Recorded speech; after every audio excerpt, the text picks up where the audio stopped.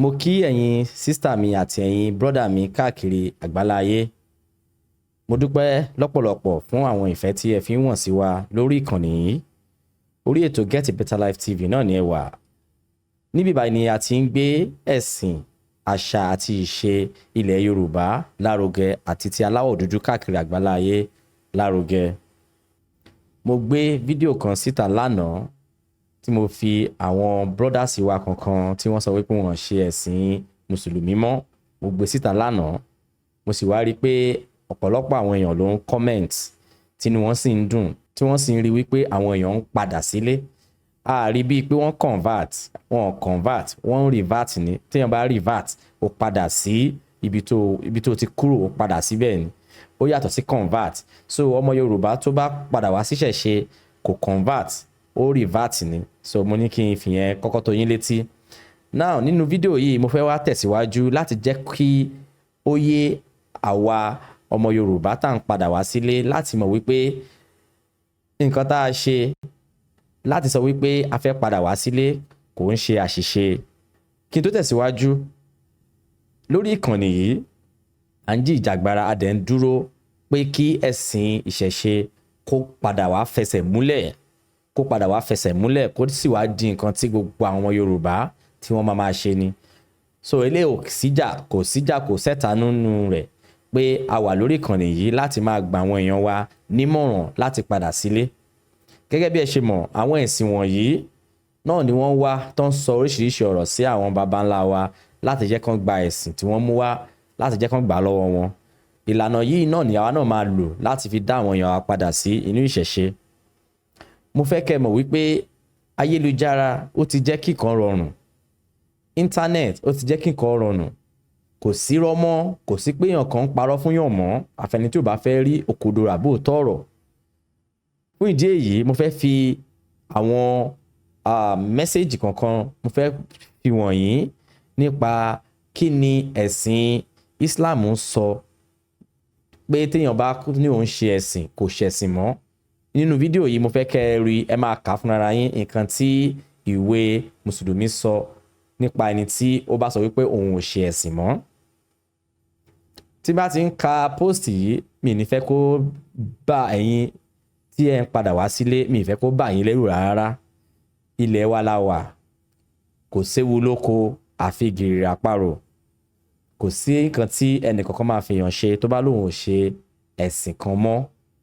Ṣùgbọ́n mo fẹ́ kí ojú yín là sí nǹkan tí ìwé yìí sọ nípa pé téèyàn bá lóun ò ṣe ẹ̀sìn mọ́, ìjìyà wo ni ó wà fún ẹni náà? Ǹjẹ́ ìjìyà tiẹ̀ wà fún ẹni tó bá sọ pé òun ò ṣe ẹ̀sìn mùsùlùmí mọ́ àbí kò sí ìjìyà? Àwa ò ní sọ̀rọ̀ nípa ní mú ọ̀rọ̀ látọrí wa, ní mú ọ̀rọ̀ látọpọlọ wa àbí èròǹgbà ọkàn wa, òun kọ́ la máa fi sọ̀rọ̀. Inú ìwé wọn náà láti máa sọ ìjìyà tó bá wà fún ẹni tó bá sọ pé òun ò ṣe ẹ̀sìn mọ́. Nínú fídíò yìí mi ò gbé jáde láti fi jẹ́ kó ba àwọn tó fẹ́ di oníṣẹ̀ṣe, tó fẹ́ padà wá síṣẹ̀ṣe, tán ti wà nínú ẹ̀sìn mùsùlùmí tó fẹ́ padà wá síṣẹ̀ṣe. Èmi ò fi fídíò yìí mi ò fi dẹ́rù bà wọ́n. Ṣùgbọ́n ó ṣeé ṣe kí wọ́n má mọ̀ pé nǹkan tí ẹ̀sìn yìí sọ nìyí. Irú àwọn nǹkan báyìí bóyá ó ṣeé ṣe kẹ́ má tí ì rírí àbí kẹ́ má tí ì kàárí lẹ́ máa fi mọ̀ wípé ẹ gbára yín sílẹ̀ ni. So ẹ má jẹ́ kó jẹ́ nǹkan ìbànújẹ́ àbí pé ó jẹ́ nǹkan tí èèyàn máa sọ pé kí ló ń ṣe léyìí fún tó bá sọ wípé ó fẹ́ padà wá sí ẹ̀sìn àwọn baba ńlá ẹ̀. So ẹ jẹ́ kí n wá fi wọ̀nyí kí ni ẹ̀sìn yìí sọ nípa pé tí èèyàn bá sọ wípé òun ò ṣe ẹ̀sìn mọ́, tó bá sọ pé òun ò ṣe mùsùlùmí mọ́, kí ni ìwé wọn sọ? Mi ìfẹ́ kẹ́ gbàgbé o, mo fẹ́ kẹ́ mọ̀ wípé ìwé méjì ló ṣe pàtàkì tí àwọn mùsùlùmí máa ń kà láti lè mọ bí wọ́n ṣe ń ṣe ẹ̀sìn mùsùlùmí. Ìwé àkọ́kọ́ ni Quran, ìwé ìkejì ni Hadith.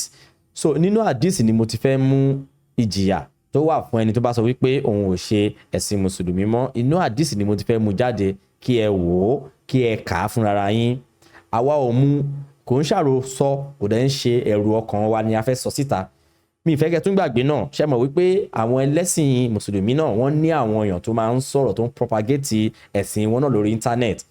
Wọ́n dẹ̀ máa ń lo ìwé àwọn Kristẹni láti fi polongo pé ìkan báyìí ni ìwé yín sọ, ìkan báyìí ni ìwé Bible sọ. Àwa náà fẹ́ lọ sínú Hadith láti wo nǹkan tí Hadith sọ nípa ẹni tó bá sọ pé òun ò ṣe ẹ̀sìn mọ́. Ẹ má gbàgbé o, eléyìí kò ń ṣe nǹkan tó lè ṣẹlẹ̀ nílẹ̀ wa, kò lè ṣẹlẹ̀ nílẹ̀ wa, so a gbọ́dọ̀ bẹ̀rù.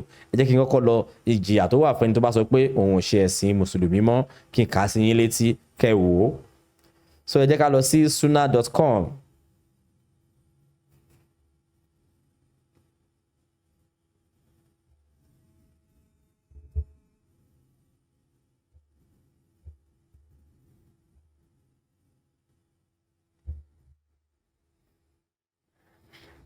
sunna.com rèé. sunna.com yìí jẹ́ ibi tí gbogbo àwọn àdíìsì tí ó wà ní gbogbo nínú ẹ̀sìn mùsùlùmí. sunna.com yìí gangan ibẹ̀ ni ẹ ti máa rí gbogbo àdíìsì. sunna.com náà la wà yìí. Tẹ́ bá fẹ́ search ẹ lè search. Nǹkan tèmi máa nífẹ̀ẹ́ sí láti fi search fún nǹkan tí mò ń wá ni nǹkan tí mo kọ sí ojú search yìí. Ẹ jẹ́ ká search fún.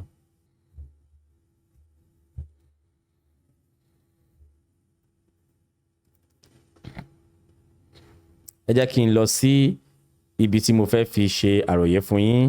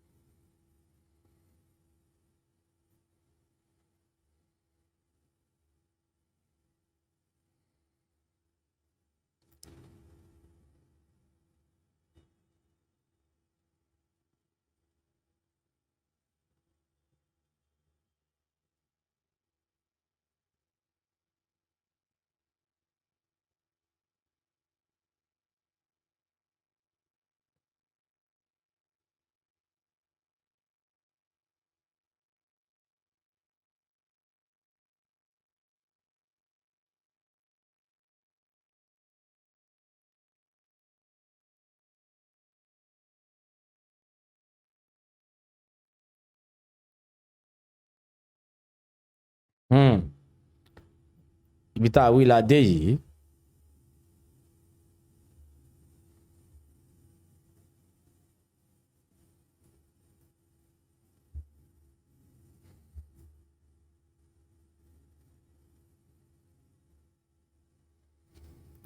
Ṣé rí nǹkan tí mò ń sọ báyìí.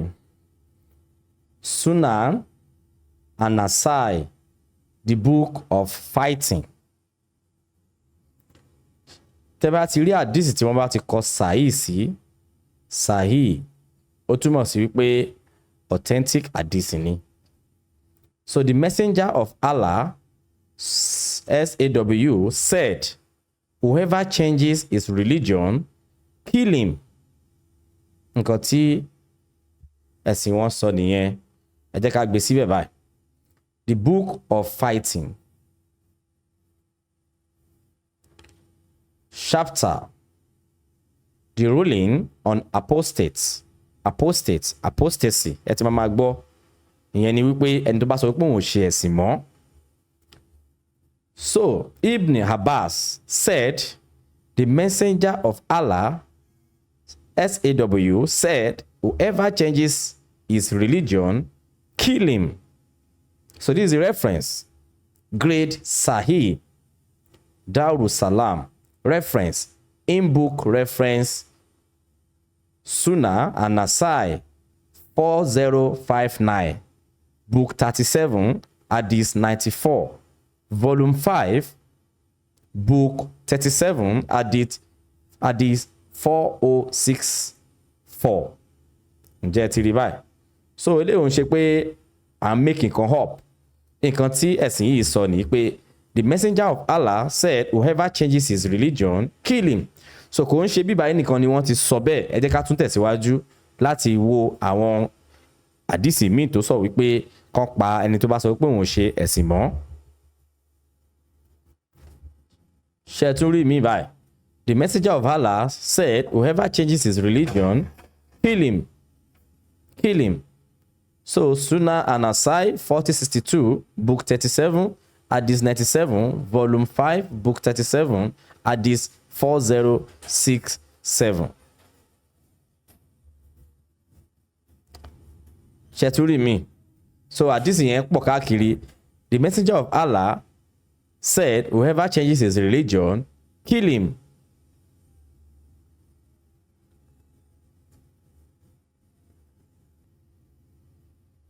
Ṣé tí rí bó ṣe wà káàkiri?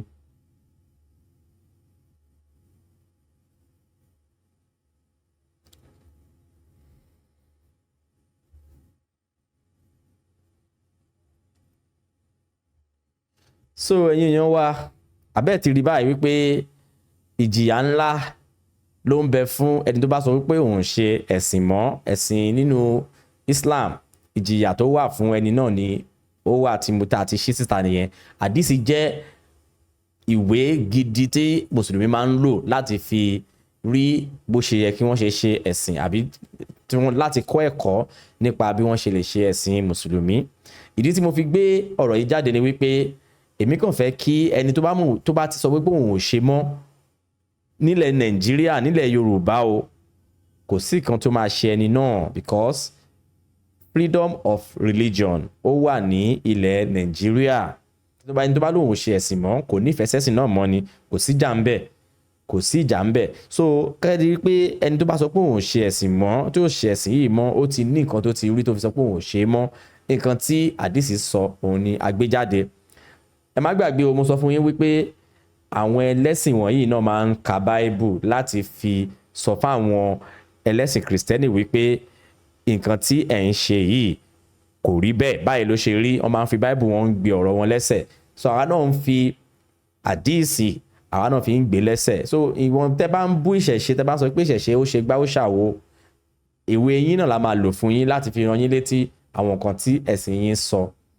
Gẹ́gẹ́ bí mo ṣe sọ, fídíò yìí wà fún láti ran àwọn èèyàn wa lọ́wọ́, àwọn èèyàn wa tó fẹ́ padà sílé, tó fẹ́ padà sínú ìṣẹ̀ṣe, láti jẹ́ kó mọ̀ wípé wọ́n ṣe àṣìṣe, wọ́n gbara wọn sílẹ̀. Nítorí ẹ̀sìn tó bá jẹ́ wípé bá kó pa, bá kó bú lẹ́sẹ̀ ni, èmi ò lè fara mọ́ orú ẹ̀sìn bẹ́ẹ̀. Mo dẹ̀ mọ̀ wípé ọ̀pọ̀lọpọ̀ àwọn ọmọ Yorùbá ló mọ̀ wípé ìkan báyìí àwọn náà ò lè fara mọ́. Ṣùgbọ́n bóyá ojú títì ni àbí bóyá ìbẹ̀rù ni ó ń ṣe wọ́n, àwa ò mọ̀. But a mọ̀ wípé ọ̀pọ̀lọpọ̀ àwọn ọmọ Yorùbá ló ti rí wípé ẹ̀sìn yìí mo fẹ́ gbara mi sílẹ̀, ẹ̀sìn pé ó ṣe báyìí, kàn jà, ká ṣe, ká pààyàn, ká ṣe gbogbo ẹ̀, àwa ò fẹ́ yẹn, èmi ò lè ṣe yẹn. Mo dẹ̀ mọ̀ wípé àwọn ọ̀pọ̀lọpọ̀ àwọn ọmọ Yorùbá náà ni kò nífẹ̀ẹ́ sí irú ẹ̀sìn bẹ́ẹ̀.